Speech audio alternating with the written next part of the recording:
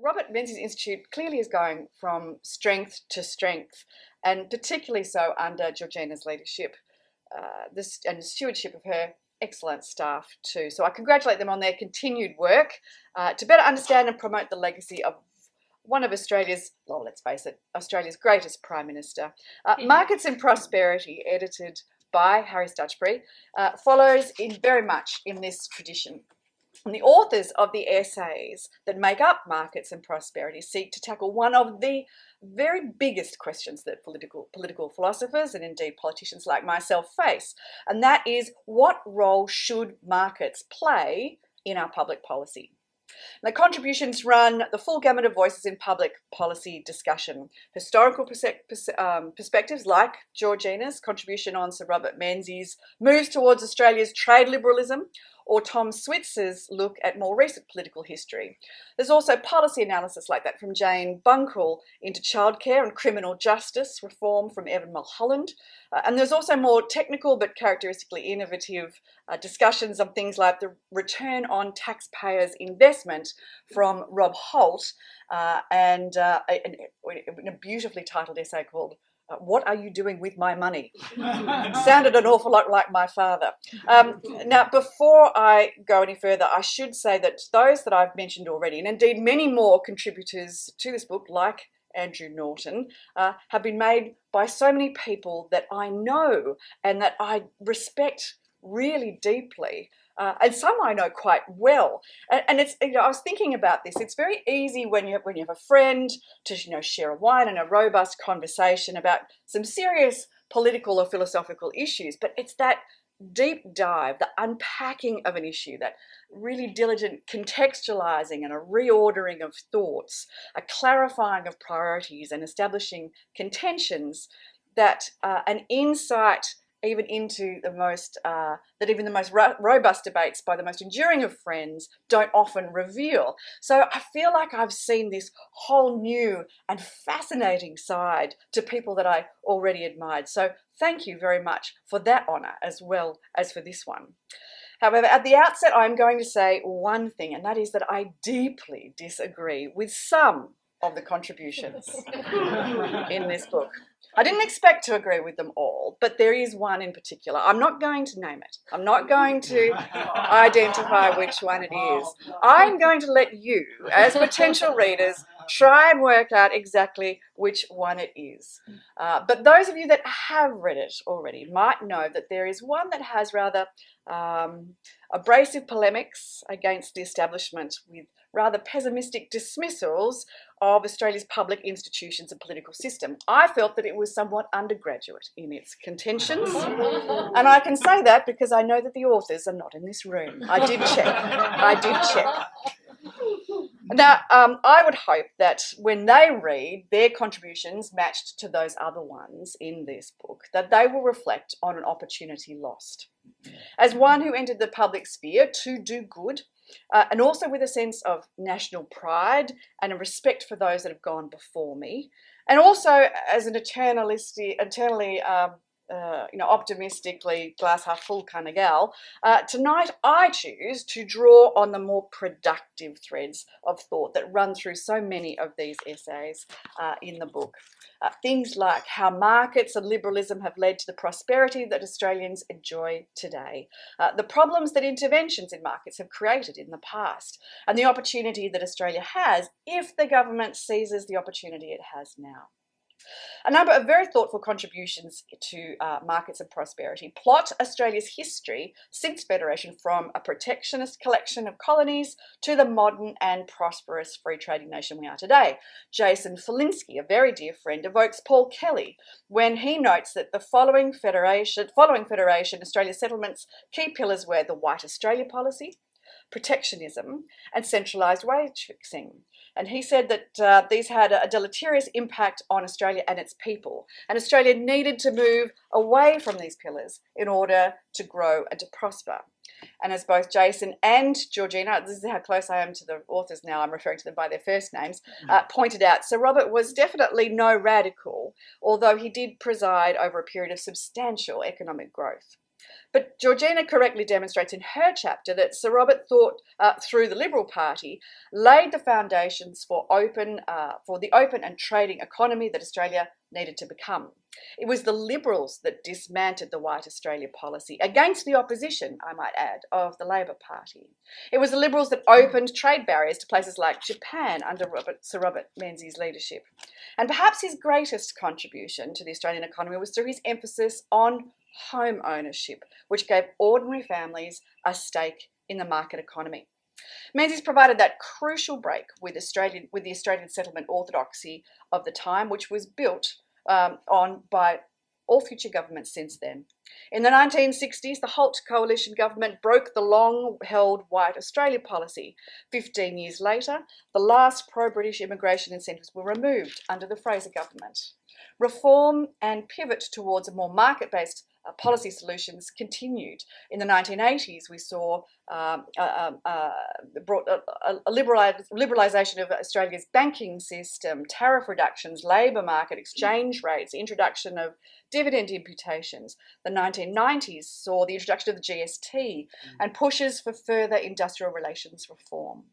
Andrew Lowe notes in his contribution, which is called We Should Be So Lucky, the reforms of that period put Australia back on top as the wealthiest country in the world, measured by the median wealth of its people.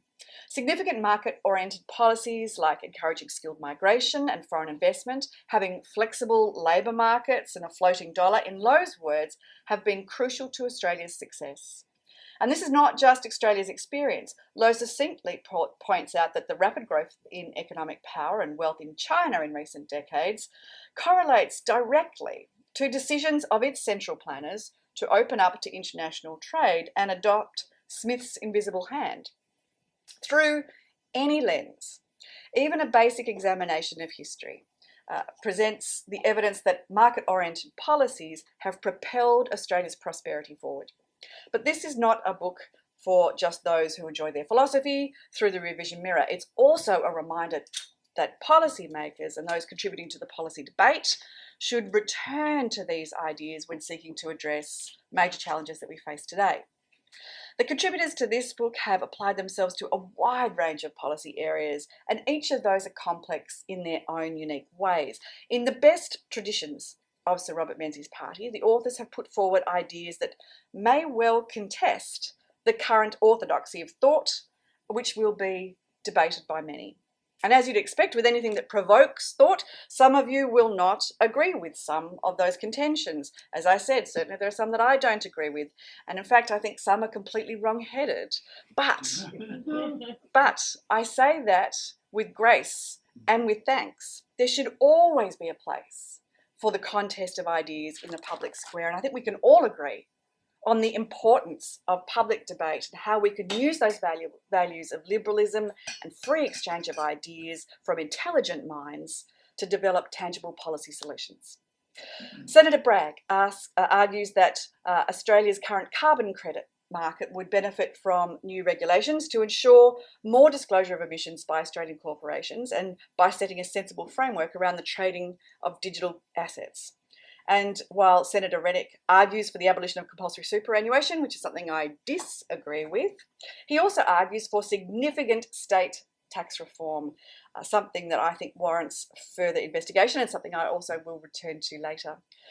Evan Mulholland dissects the tough topic of criminal justice reform by positing that differentiating between those criminals that are a threat to the community and those that are not can in fact reduce the burden on our justice system and reduce reoffending. And Giselle Kaptarian notes that Australia's gas industry is a comparative advantage that will assist the transition to a renewable future, but that the government's price cap will carry severe consequences, investment stifled, jobs jeopardised, and potentially damaging to future exports. So there's plenty of food for thought for policymakers here, and each chapter is another offering on the menu. As I said, I don't agree with all of the solutions put forward, and I don't even agree with the ailment that has been identified in some chapters, but I will leave it to you to determine how you would make your selections from this smorgasbord of ideas. I do want to focus on one opportunity for reform that is very close to my heart and never far away from my thoughts, interwoven with national prosperity, economic opportunity, and I'll be honest, electoral success and longevity. Our editor tonight, Harry Stutchbury, writes in his contribution that of all Australia's problems, none is greater than the vertical fiscal imbalance and ambiguous responsibilities between state and federal governments. And two of Market and Prosperity's most considered chapters sit atop this public policy quagmire, the relationship between the Commonwealth and the states and territories. And this is a problem that I'd like to spend a little bit more time on today. Jason Falinsky writes that Australia's housing market has a claim to be our worst policy failure since Federation. Aaron Patrick, in Fixing Housing Policy, notes that finding a solution to housing affordability in Australia is intrinsically linked to reform of taxation and deregulation. Now, state taxes like stamp duty and land tax, federal income tax, all obviously interact with the housing market, incentivising some behaviours and penalising others. At the same time, state and local planning and zoning regulations dictate supply. As Patrick notes, the evidence suggests that availability of land and regulations were the biggest cause of costs for new apartments. Now, these are classic examples of market interventions that put grit into the wheels of functioning markets. And obviously, we know there are trade-offs. States need a revenue base just as some regulation of planning is necessary to ensure quality and livability. And Patrick rightly argues that cutting through the Gordian knot of housing policy needs to be based on market principles, not fighting distortions by adding more distortions. As he writes, housing policy could be the starting point for a new generation of political leaders to advance economic reform.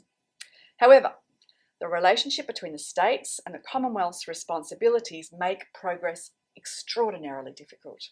State governments hold the policy authority to make changes on stamp duty, on land taxes and planning regulations, while the Commonwealth sets income tax law that allows for losses incurred by investment property to be dedicated from your taxable income through negative gearing. Similarly, Jane Bunkle notes in her very clear and very methodical chapter, Revitalising Australia's Childcare Sector, that she says that it's subject to a complicated web of regulations, funding arrangements and government structures across states and territories.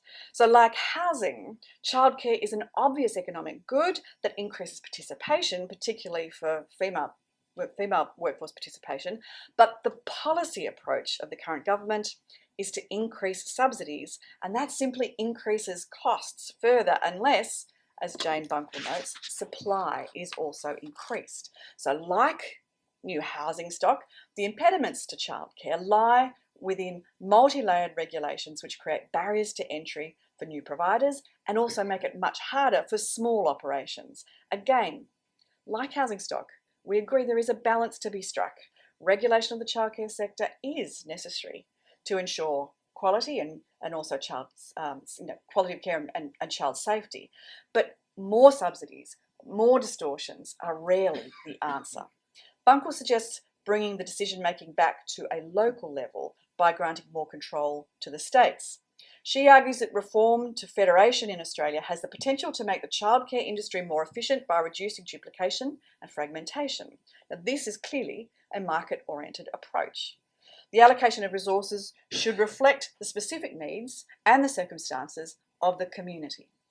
Efficiencies can then be found in the delivery of like services like primary and secondary education. However, of course, this raises the problem of disconnecting the funder, the Commonwealth, with the form of delivery, which is, of course, a mismatch of incentives that would give any economist pause. Just like housing, there is no neat solution. To find one, in Bunkle's words, would require federal and state governments to start, and I love this phrase, a brave conversation about the distribution of revenue among states. It's got a touch of the Sir Humphreys, doesn't it? A brave conversation, Minister. These words cut through and invoke Chris Ruth's pertinent contribution to the book, Reforming the States. Now, as a member of federal parliament, Ruth's rhetorical question, why is it that we only ever view economic reform as the remit of a federal government, immediately finds a sympathetic view with me. He calls out stamp duty and payroll taxes as those in the state purview that are desperately in need of reform. And as any economist will tell you, the more liquid the market, the more efficiently it allocates resources. Well, stamp duty is a tax on transactions. It disincentivises properties landing where they are most efficiently valued. And similarly, payroll tax, which of course is the most counterintuitive of taxes, an additional burden on employers who are taking on new employees. It adds another disincentive for businesses to grow, to invest in themselves, and to increase to economies of scale. So reform of these two taxes, will necessarily lead to a reduction in states' revenue. And while I agree with Chris that states should consider a unilateral reform for the economic benefits' sake alone, history shows that has rarely been the case. Coordinated state and federal fiscal reform is the political sword in the stone. The only Prime Minister, in recent times anyway, that has removed that sword from the stone was John Howard with the GST. John Howard, along with his treasurer, Peter Costello, achieved an agreement with the states that abolished a range of state taxes along with the federal wholesale tax regime and implemented Australia's most efficient tax. Perhaps relatedly, he went on to be Australia's second longest serving Prime Minister. But in the decades before and since, the sword remains firmly lodged in what can only be described as political timidity to any even approaching it. Which brings me to the political opportunity that the current Labor government has. Labor is in government at a federal level and in all mainland states and territories. What an extraordinary opportunity. It's a remarkable opportunity for Anthony Albanese and the Labor Premiers to seize the nettle, grab that sword in the stone and leverage their inter-party relationships to tackle those significant issues that are raised in markets and prosperity. Things like housing supply, things like childcare. This is very much a test of the Prime Minister's leadership, his policy nous, and it's also a test of, I think, the respect in which he is held by the Labor Premiers. Many of the market-oriented reform solutions they're right here. There's a handbook. It's fantastic. We should give this to Anthony Albanese. Do you think he will consider that sage advice? Do you think he will grab the reform bull by the horns? Or instead, will he use this rare, once-in-a-generation opportunity to instead, cynically perhaps, increase taxes or grow the bureaucracy, or both? I admit that there are not too many things that make this glass-half-full kind of gal despair, but an opportunity like this, wasted, or worse, exploited, fills me with rage. The things that I would do, that we would do, if the situation were reversed. So on that happy note, let me conclude by congratulating Harry Stutchbury and also for Connor Court Publishing. And let me extend that congratulations to all of the contributors, even those I don't agree with, and Andrew Norton, I promise it's not you, for bringing their intellectual wares to the marketplace of ideas. That marketplace is one of Australia's greatest assets, and it only exists because of Australia's venerable political and public institutions. And as my friend Giselle Kapterian so eloquently states in her chapter, it is only when freedom exists in the market and in our lives that ideas allow us to turn life from something it is to something we want it to be. Thank you very much.